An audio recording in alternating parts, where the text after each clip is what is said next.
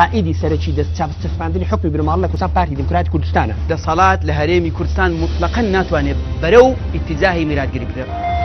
لە ئێستادا ڕخنەی سەرەکیمان لە یەکێتی نیشتیمانی کوردستان ئەوەی بووەتە ئامرازێک یا شوێن پێی ئەجێندا ترسناکانی پارتی ئەکەیتەوە ئامرازێک لە دەست پارتی دموکراتی کوردستان. بەتەحەداوەڵم هەموو ئەندامانی پارتی بە شانازیەوە قبوڵیانە کە بنەماڵی بارزانی و سەرۆک بارزانی بە نسبەت کەواتە بوونی فرەی سیاسی، بوونی ئۆپۆزیسیۆن، بوونی هەڵبژاردن، بوونی کۆمەڵێک پایەی تری دیموکراسی کە خۆت ئاماژەت پێدا وای کردووە کە پارتی وێکێتی بیر لەوە نەکەنەوە کە بەرەو تەوریسی سوڵتە بچن.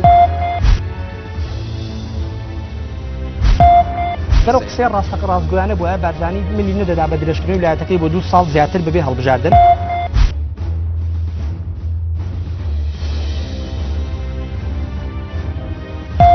ڕخنە لە پارتیش گرتووە، ڕخنەم لە درێژکردنەوەی تەمەنی سەرۆکایەتیرم تۆ بەس تۆ جورئەتەیەک ڕخنە لە گۆڕان بگرفت. سەرکردایەتی پارتی دموکراتی کوردستان بە پلان دەیانەوێت بارزانی و سمبوڵی بارزانی و خەباتەکەی تێوە بگلێنن.